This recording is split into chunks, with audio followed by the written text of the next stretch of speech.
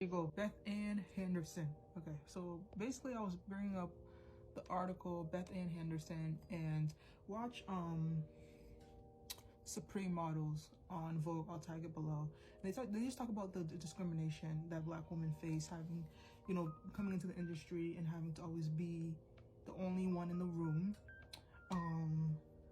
and like all the effort that they did exposing these racist designers, and then this so-and-so came in and disrupted that, making the runway all white again. And like, these are issues that still show up in the fashion industry, right? And I just brought it up because it just shows the intersection between my passion for social justice and fashion, especially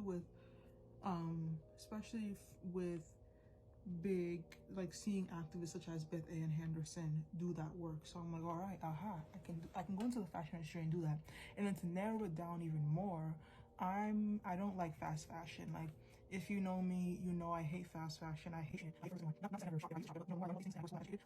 My storage was full, so I had to delete a bunch of videos. But yeah, once you know better, you do better. So I'm not into fast fashion. I don't really want to work at fast fashion brands anymore. I used to. And to be honest, in the beginning of my career, I mean, it's only been 1 year since I graduated, but I've been trying to get into some brands, and then I did research on them and I realized, no, we do not align. And of course it doesn't work out. It doesn't work out, whether it's I just don't feel like accepting an offer, or I don't get an offer. I'm always getting pushed towards a different direction.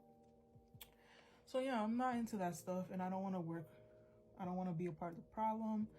As always, I want to be a part of the solution. I kind of want to tap back into the Steffi I was in high school, like very like active in my community and doing things that, lead a change in the world, and not just like making cute designs when I know that like somebody in China or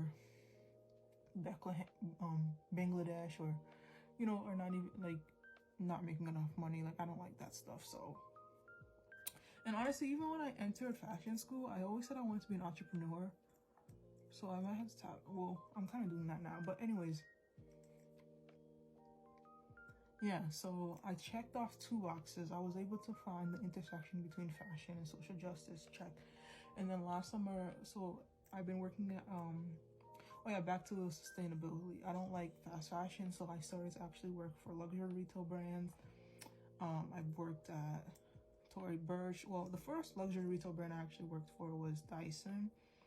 I didn't really know the importance of it. Like, I feel like a lot of these jobs, I get them. Yes, I'm passionate about the industry, but I don't put them on pedestals. So I didn't really know how big Dyson actually was until I was working there. And I was seeing like Tracy Ellis Ross and like celebrities like advertising this thing. Like, I was just selling vacuums, honestly.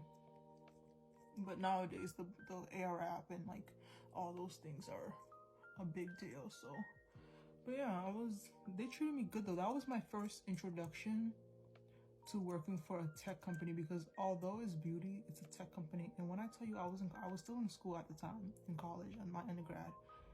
They were flying me out. I was like skipping class to get flown out to business trips and training.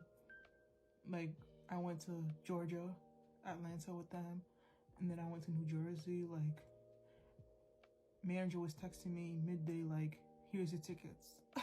They're the reasons I have boarding pass from JetBlue, because me and my family, we usually take American Airlines. But JetBlue is a little bit more bougier. I had those boarding pass, like, I was like, this is how y'all be treating people?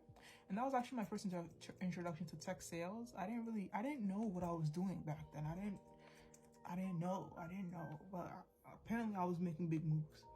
And even now, like, I'm working for luxury retail, and although it's like, I tried the corporate thing, and sometimes I do want to go back because the flex, honestly, I just want to go back. That's one thing too, I've been super picky when it comes to corporate jobs, because I feel like if I'm working corporate, I'm here for the hybrid and the remote work. There's no flexibility in corporate. It's 9 to 5.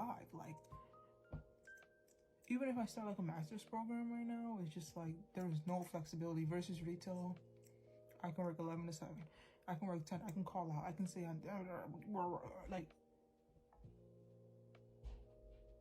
oh, my dad's here. It's so much flexibility. So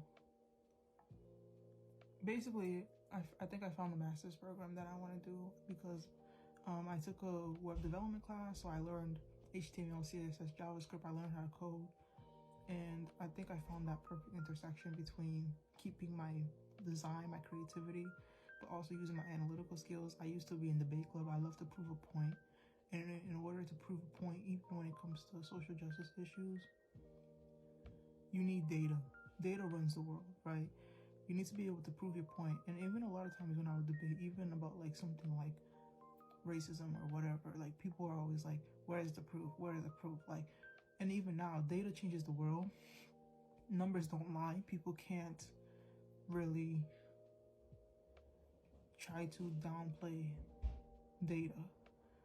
So I feel like because I'm always like, I know my mission in this world, and I feel like in order to back some of the things that I'm saying, even when it comes to fashion and sustainability or diversity issues, you need the numbers, you need the data. So as a creative though, I do want to learn like Excel and all these other programs, but I still want to keep my creativity, and I'm a visual person, so data visualization / information designer, perfect in between. Like, you're learning how to take numbers and make them pretty, basically.